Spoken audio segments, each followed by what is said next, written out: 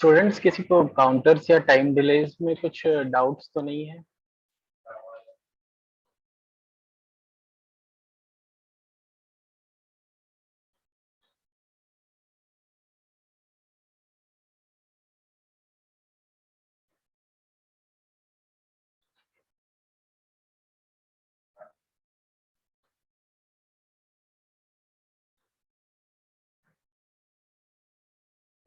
Sir हाँ जी sir जो वो अनामिका। बुक वाला पीडीएफ है वो मतलब काफी ज्यादा लार्ज एमबीज का है, तो वो खुल नहीं रहा था। तो जो चैप्टर से आप पढ़ा रहे थे वो चैप्टर्स डाल दीजिए पीडीएफ के फॉर्म में।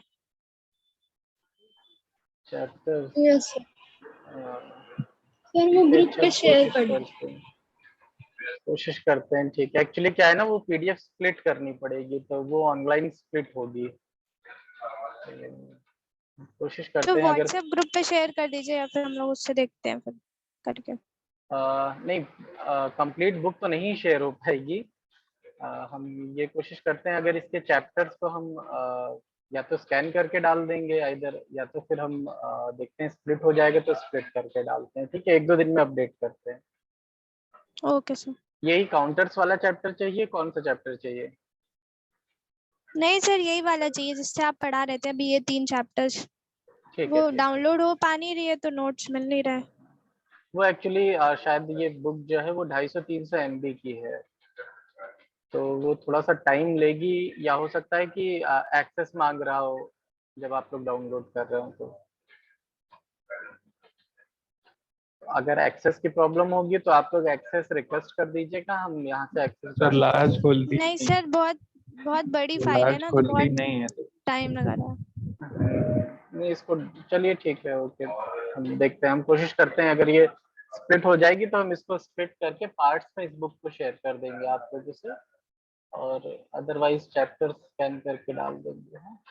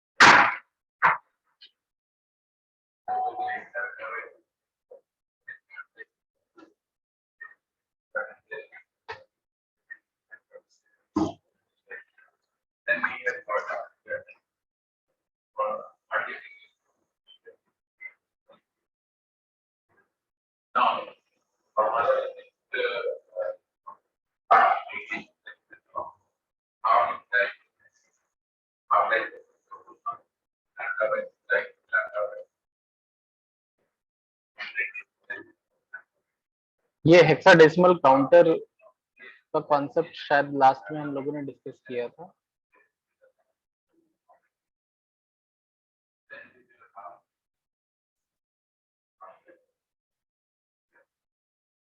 थोड़ी सी वर्किंग इसकी आप लोगों को बता देते हैं, बिकॉज मुझे याद नहीं आ रहा है कि हमने कितना ये डिस्कस किया था।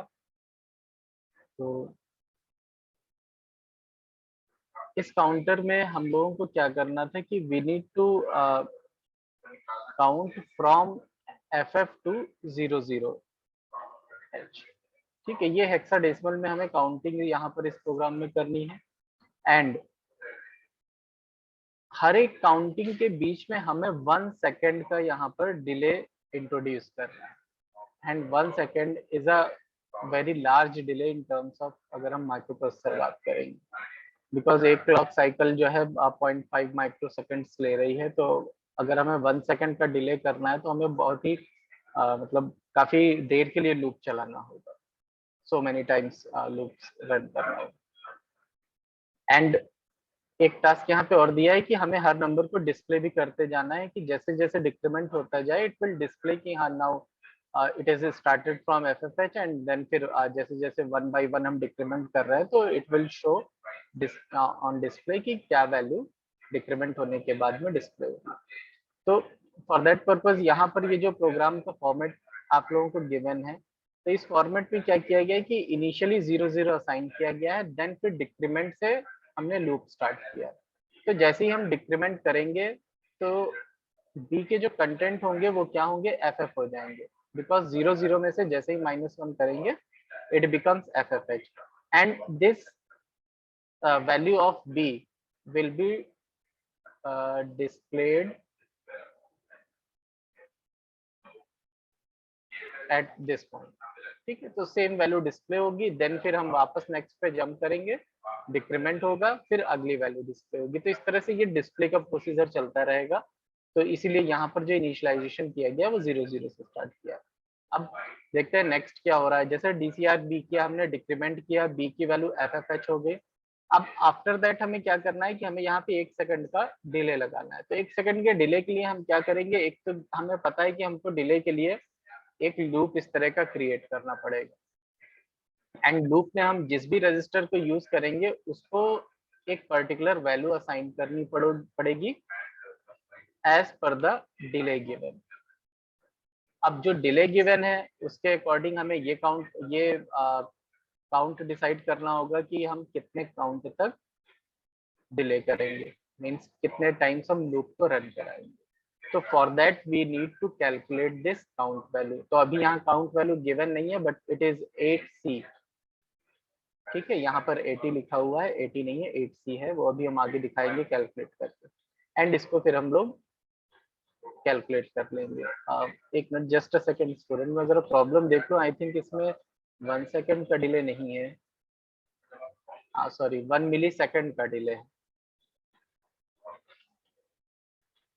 ठीक है, तो this delay is of 1 millisecond. तो आई थिंक ये प्रॉब्लम हम लोग कर चुके हैं। तो 1 मिली सेकंड का डिले है, हमने यहाँ पर C में 8C को मूव किया, डिक्रीमेंट किया, जंप डिले लगाया प्रोग्राम, एंड जंप डिले के बाद में फिर ये प्रोग्राम उतने टाइम्स यहाँ पे डिक्रीमेंट करेगा एंड लूप चलाएगा, सो दैट कि हमें 1 मिली सेकंड का डिले मिल जाए। ठीक है, एंड आफ्टर दैट जैसे जो B में वैल्यू थी जिसको कि हम काउंट कर रहे हैं, अब उसको डिस्प्ले पर भेजने के लिए हमें उसे एक्यूमुलेटर में मूव करना पड़ेगा, बिकॉज आउट इंस्ट्रक्शन जो है सिर्फ एक्यूमुलेटर के डेटा को आउटपुट पोर्ट पर भेजती है। तो दैट इज वाई हम इसको एक्यूमुलेटर में भेज देंगे, एंड देन फिर अगेन नेक्स्ट करेंगे, एंड कंटिन्यूअसली ये प्रोसेस रन करता रहेगा जब तक कि काउंटर 0 0 पर नहीं पहुंच जाएगा।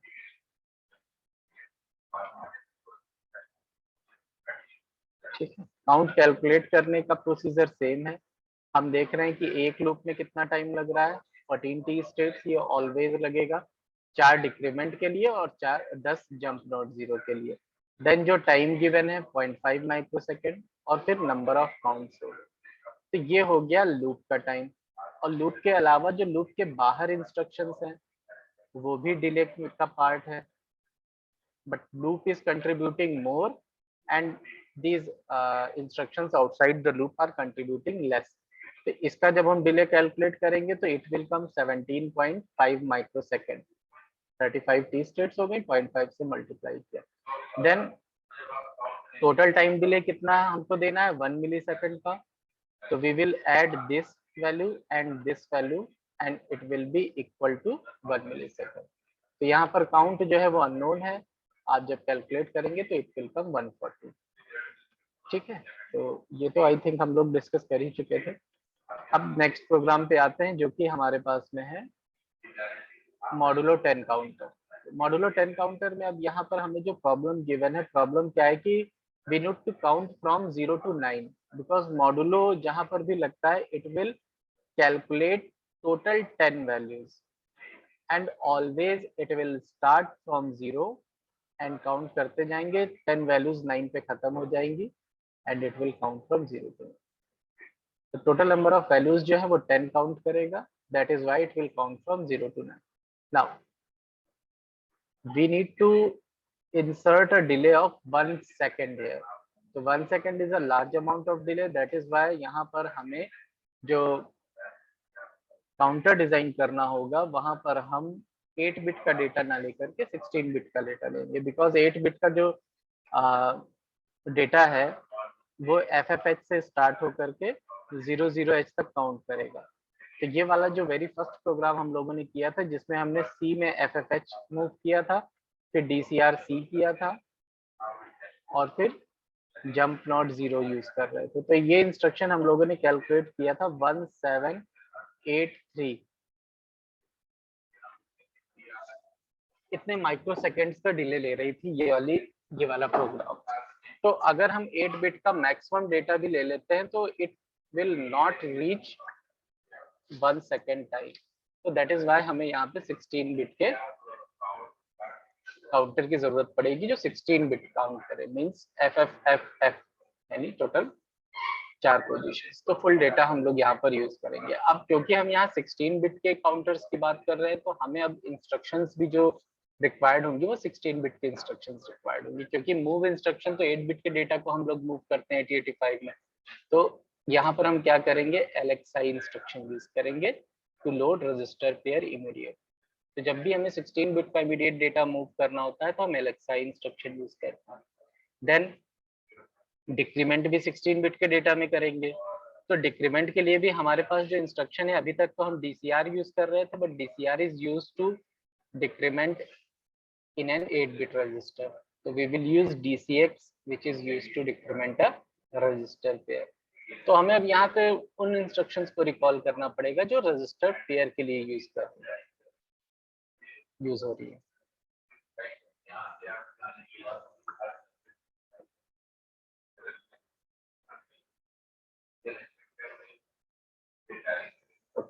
अब आ जाते हैं हम लोग प्रॉब्लम पे।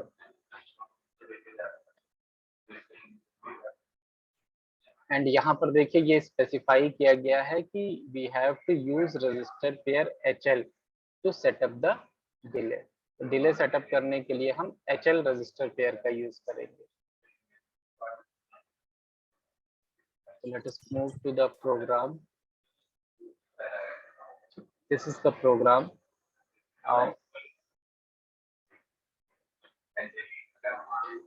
अब हम लोग क्या करेंगे, हमने B में 00H को मूव करा लिया and it will initialize the counter, ठीक, और इसी वैल्यू को सीधे डिस्प्ले करा दिया। तो 0 will be displayed at the output port.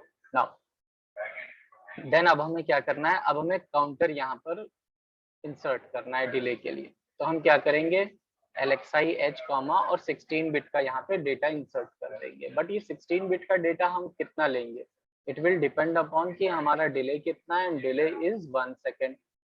तो अगेन हम प्रीवियस मेथड ही फॉलो करेंगे एंड उसके अकॉर्डिंग हम ये कैलकुलेट करेंगे कि हमें कितना काउंट देना है और उसके अकॉर्डिंग कौन सा 16 बिट का डेटा लेंगे। तो वो अभी लेटर पार्ट में कैलकुलेट कर लेंगे। अब बिफोर दैट बाकी का प्रोग्राम भी देख लेते हैं, बिकॉज हमें क्या करना है, हमें सेम वही करना है कि हम डिक्रीमेंट करें और जंप नॉट 0 चेक करें और उसको 0 तक काउंट करते जाएं। But there is a condition कि जब हम DCX-H यूज कर रहे हैं instruction, means DCX instruction does not affect flags. तो अगर ये फ्लैग्स को अफेक्ट नहीं कर रही है तो हम डायरेक्टली इस DCX के बाद JNZ को नहीं यूज कर सकते, because this instruction checks the status of flag.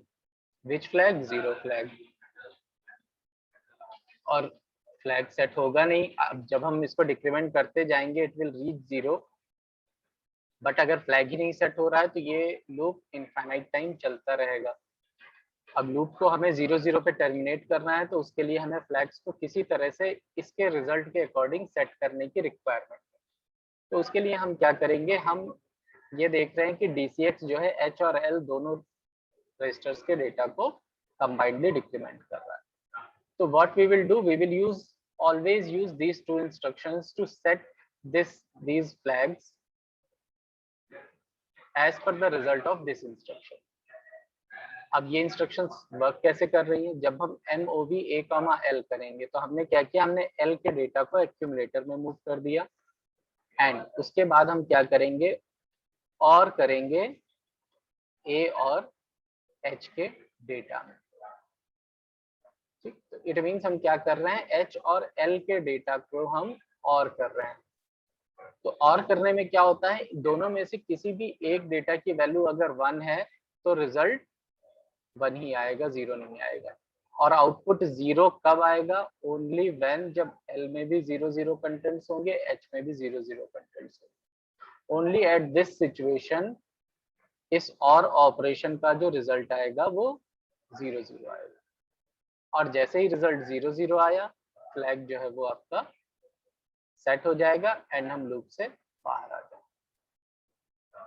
तो जब भी हम ये DCX इंस्ट्रक्शन यूज करेंगे तो we always use these two instructions to set the flags, set or reset the flags as per the result of this DCX instruction. ठीक है, तो ये टास्क हमारा हो गया, हमने फ्लैग्स को सेट कर लिया, ये लूप पे जंप करता रहेगा, जब 0 हो जाएगा ये बाहर आ जाएगा। तो अब इस लूप में क्या हो गया, देखिए 6 instructions, sorry 6 T state, 4 4 and 10, total कितने 24 टी स्टेट्स लगे इस लूप में। ठीक, एंड काउंटर हमने यहाँ पर डिस्प्ले करा दिया। अब उसके बाद से ये 10 10 20 टी स्टेट्स यहाँ पर भी लग गए। आफ्टर दैट हम देख रहे हैं कि अब इसके अलावा हमें क्या करना है, अब इसके अलावा हमें क्या करना है कि अब 0 के बाद हमें क्या डिस्प्ले करना है, नेक्स्ट वैल्यू डिस्प्ले करनी है। तो नेक्स्ट वैल्यू डिस्प्ले करने के लिए हमें क्या करना पड़ेगा, बी के डेटा में इंक्रीमेंट करना पड़ेगा। तो हम क्या करेंगे, INR B यूज करेंगे। अब ये क्योंकि 8 बिट का ही डेटा है तो we will use INR instruction और INR B कर देंगे। एंड इस B के डेटा को हम क्या करेंगे, A में मूव करेंगे और A में मूव करने के बाद हम इसको CPI 0AH भी करेंगे, कंपेयर करेंगे। कंपेयर किस डेटा से करना है, 0AH। 0AH का मतलब हो गया कि 4 0 और A का मतलब हो गया A इज रिप्रेजेंटिंग 10, यानी 1 0 1 0। इस डेटा से हम इसको क्या करेंगे, कंपेयर कर देंगे। ठीक है, अभी इसको देखते हैं, इसको भी नेक्स्ट उसमें कंपेयर करने के बाद फिर हम क्या करेंगे, जंप टू डिस्प्ले। हम जंप टू डिस्प्ले आ गए। अब जंप टू डिस्प्ले में अब ये क्या करेगा, अब जो नेक्स्ट वैल्यू आ गई हमारी इंक्रीमेंट होकर के उस वैल्यू पर डिस्प्ले करेगा, फिर से लूप चलेगा, फिर से डिले लगेगा, फिर से डिस्प्ले पे जाएगा। और जैसे ही ये वैल्यू 9 पर रीच कर जाएगी, ठीक है, तो 9 के बाद क्या आएगा, फिर हमारा 10 आएगा। और 10 आते ही फिर हमें क्या करना है, लूप से बाहर आ जाना है। तो 9 के बाद, सॉरी 9 के बाद क्या करे, 9 के बाद ये वापस 0 कर दे वैल्यू। तो जैसे ही ये वैल्यू 9 आएगी बी की, तो 9 आने के बाद में इसीलिए यहाँ पे CPI कंपेयर इंस्ट्रक्शन यूज किए गए। 9 का मतलब क्या हो जाएगा,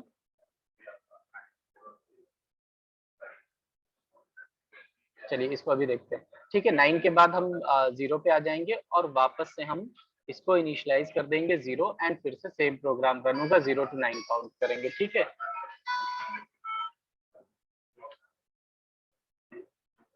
अब इसका CPI का भी फंक्शन हम लोग चेक कर लेते हैं। CPI में हमें सिर्फ यहाँ पर ये कंपेयर करना है कि जैसे ही वो 9 आए वैसे ही हम क्या करें, रिजल्ट को 0 कर दें एंड ये इस लूप से बाहर आ जाए।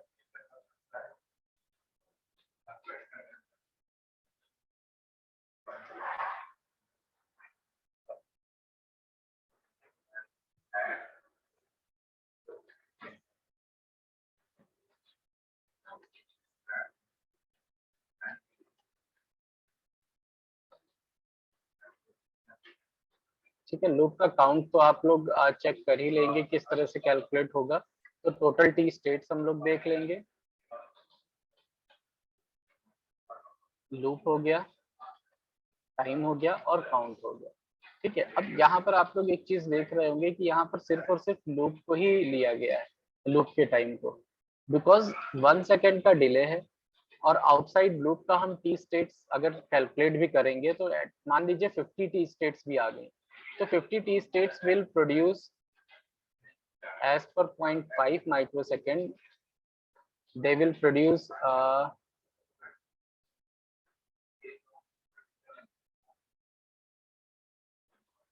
25 microsecond of delay. And 1 second के डिले में अगर हम 25 माइक्रोसेकंड के डिले को शो करना चाहेंगे तो we can not show, because हमें क्या करना पड़ेगा, 1 सेकेंड के डिले में इसको हम अगर ऐड कर रहे हैं तो इट विल बी 25 इंटू 10⁻⁻⁶, तो हम इसको उसमें एडजस्ट कर ही नहीं सकते किसी भी तरह से। तो दैट इज वाई हम सिर्फ और सिर्फ लूप का ही यहाँ पर काउंटिंग कर रहे हैं। ठीक है, तो आप यहाँ पर देखेंगे कि जैसे हम लूप का काउंट कर रहे हैं तो काउंट आ रहा है 416666, और जब हम टोटल की बात कर रहे हैं तो आ रहा है 41665, तो कोई बहुत ज्यादा डिफरेंस नहीं आ रहा।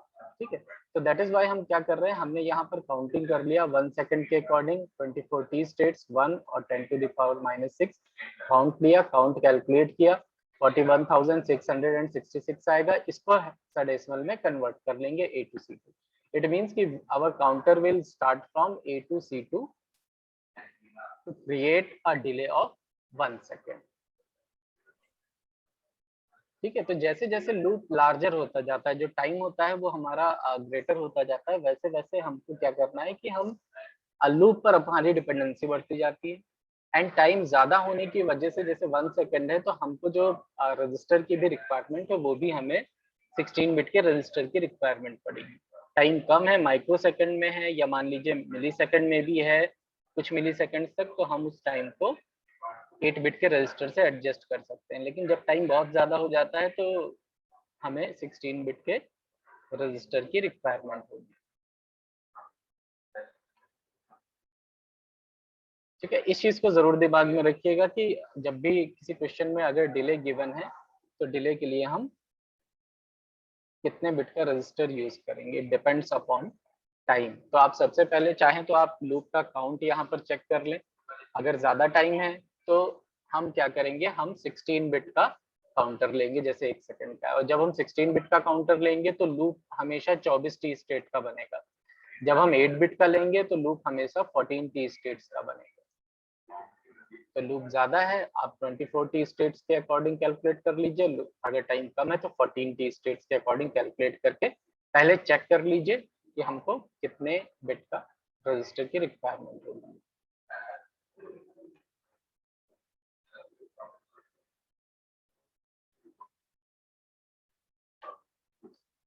ठीक है, फिर है generating pulse wave form. Pulse wave form में क्या है कि हम लोगों को यहाँ पे क्या करना है कि स्क्वायर वेव फॉर्म जनरेट करनी है 500 माइक्रोसेकंड्स की। Clock period is given 325 nanosecond, और बिट डी नॉट को हमें यूज करना है to generate the square wave. तो स्क्वायर वेव जनरेट करने के लिए हम लोग क्या करेंगे, हम लोगों को इस तरह की होती है स्क्वायर वेव, ठीक है, जो स्क्वायर के फॉर्म में चलती है। एंड नाउ इन्होंने क्या दिया है, क्लॉक पीरियड दिया हुआ है। तो क्लॉक पीरियड का मतलब क्या है कि एक टाइम पीरियड कहाँ तक होगा, अगर हम इस वाले स्क्वायर वेव की बात कर रहे हैं तो ये 500 माइक्रोसेकंड। एंड स्क्वायर वेव का मतलब क्या हो गया, हाई का मतलब हो गया 1, लो का मतलब हो गया 0। तो हमें क्या करना है, हमें बिट वैल्यूज जो है 0 1 0 1 0 1 के फॉर्म में इस पैटर्न में हमको बिट्स लेनी है। ठीक है, एंड एक बिट कितनी देर के लिए हमको रखनी है, 250, यानी हाफ ऑफ द टाइम।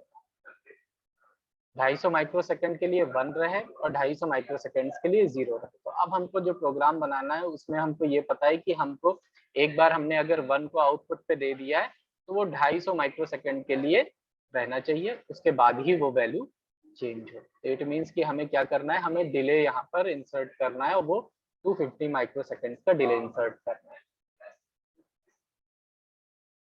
ठीक है, तो अब यहाँ पर हम रोटेट इंस्ट्रक्शन का यूटिलाइजेशन करेंगे, बिकॉज हम एक ही बिट को यूज करेंगे डी नॉट को, बाकी सारी बिट्स को हम मास्क कर देंगे, और जो डी नॉट है सिर्फ वही आउटपुट पे जाएगा, और डी नॉट की जो वैल्यू है वो 1 0 1 0 1 0 चेंज करनी है।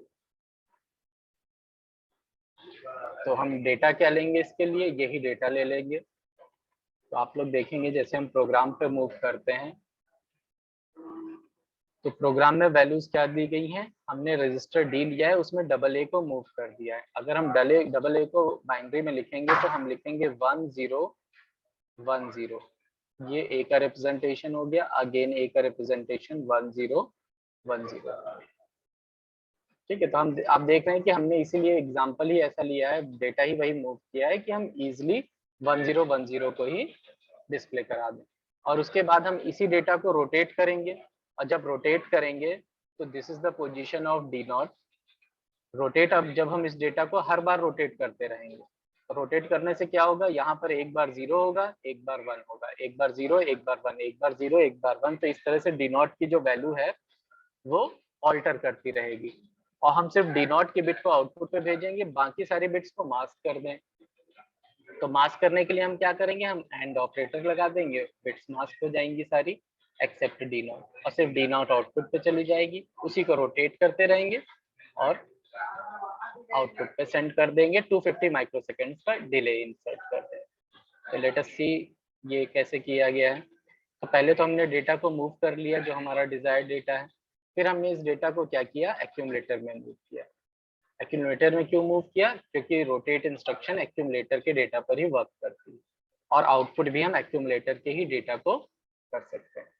तो नाउ अब क्या हुआ, हमने ए में डेटा को मूव किया 1 0 1 0 को, 1 0 1 0 1 0 1 0। ठीक, रोटेट करेंगे, नेक्स्ट डेटा क्या हो जाएगा, 0 इधर आ जाएगा, लेफ्ट में रोटेट कर रहे हैं,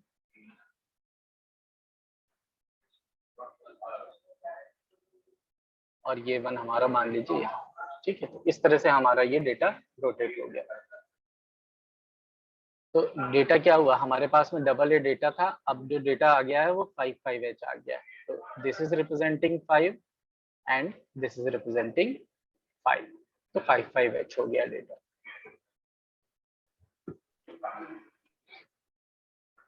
ना अब हम क्या करेंगे, इस डेटा को एक्यूमुलेटर को डी में मूव कर देंगे। ठीक है, ताकि हम इस डेटा को सेव कर लें, सो दैट कि अब जब नेक्स्ट ऑपरेशन हम करेंगे तो नेक्स्ट ऑपरेशन हम रोटेट इस वाले पर करें।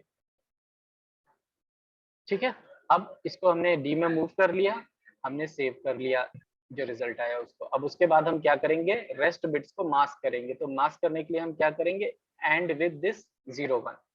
0 1 का मतलब हो गया 0 0 0 0 0 0 एंड 1। ठीक, दिस इज रिप्रेजेंटिंग 0 1। ये एक्यूमुलेटर का डेटा हो गया, और इसको हम क्या करेंगे, एंड कर देंगे। एंड करने से क्या होगा, सिर्फ और सिर्फ ये वैल्यू, ठीक, ये वैल्यू हमारी आउटपुट पे जाएंगी, रेस्ट ऑल वैल्यूज तो 0 ही हो जाएंगी, बिकॉज एक बिट को तो हमने यहाँ पर परमानेंट 0 कर दिया है। तो सेकंड बिट चाहे जो होगी आउटपुट 0 आएगा due to this and operation. And इस बिट पोजीशन पे क्या होगा, डी नॉट की जो भी वैल्यू होगी, अगर डी नॉट की वैल्यू 1 होगी तो 1 1 से 1 आ जाएगा, अगर डी नॉट की वैल्यू 0 होगी तो 0 1 से 0 आ जाएगा। तो जो भी डी नॉट की वैल्यू होगी वही यहाँ पर आएगी एज इट इज। तो इस तरह से हम जब अब हम आउटपुट पे इस डेटा को भेजेंगे तो जो डी नॉट की वैल्यू है वही आउटपुट पे जाएगी। एक बार डी नॉट की वैल्यू 1 होगी, एक बार 0 होगी। नाउ अब हमें क्या करना है, हमने इसको आउटपुट पोर्ट पे भेज दिया, और वहां पर हम एक लाइट को लगा सकते हैं, जो लाइट ये इंडिकेट कर सकती है कि 250 माइक्रोसेकंड के लिए लाइट ब्लिंक की, 250 माइक्रोसेकंड के लिए ऑफ हुई, फिर 250 माइक्रोसेकंड के लिए ऑन, फिर 250 माइक्रोसेकंड के लिए ऑफ। इट मीन्स कि जो हम आउटपुट भेज रहे हैं वो स्क्वायर वेव टाइप का ही आउटपुट जा रहा है। तो हम लाइट से भी इसको चेक कर सकते हैं, या सीआरओ उसके आउटपुट टर्मिनल्स को लगा करके भी वेव फॉर्म को चेक कर सकते हैं। ठीक है, now we need to insert a delay of 250 microsecond.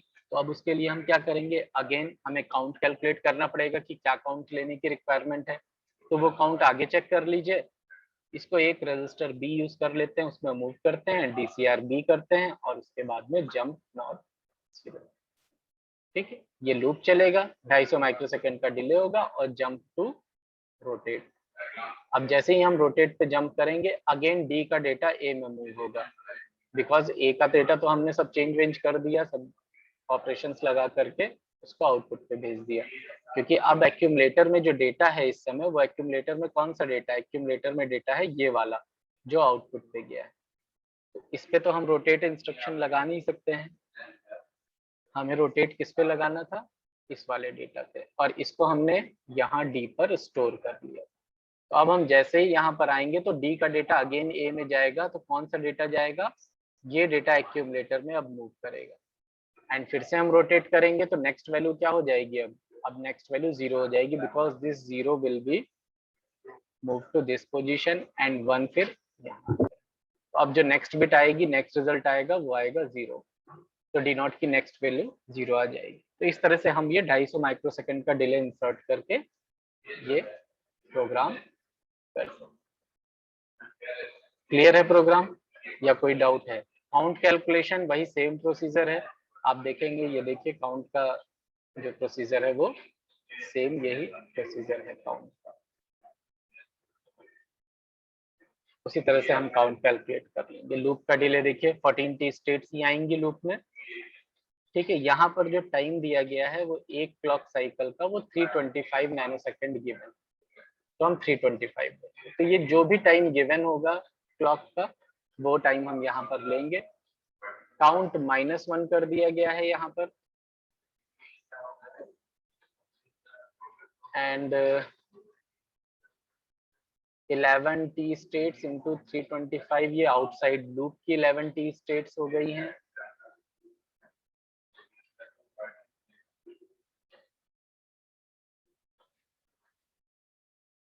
तो यहाँ पर देखिए वही किया गया है कि लास्ट क्लॉक साइकिल का इन्होंने नहीं लिया है, तो आप इसको पुराने मेथड से ही कैलकुलेट करिए। काउंट -1 करने की कोई जरूरत है नहीं, हम पहले भी नहीं कर रहे थे, अभी भी नहीं कर रहे हैं, हम कंप्लीट प्रोग्राम के लिए चेक कर रहे हैं।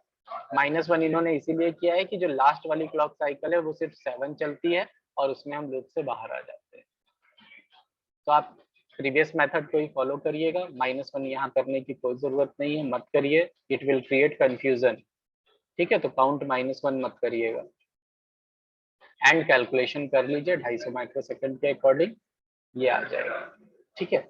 अब इन्होंने यहाँ पर -1 क्यों किया है, उसके पीछे रीजन ये है बिकॉज अभी तक हम जो भी डिले इंसर्ट करते आए हैं, डिले हमने जैसे 1 मिलीसेकंड का पिछले इसमें इंसर्ट किया था, देन 1 सेकंड का इंसर्ट किया था। तो 1 सेकंड और 1 मिलीसेकंड में एक क्लॉक का अगर हम या सेवरल क्लॉक का भी देख रहे हैं तो delay is not affecting this time that much, but in this case हम लोग डिले क्या कर रहे हैं, 250 माइक्रोसेकंड कर रहे हैं।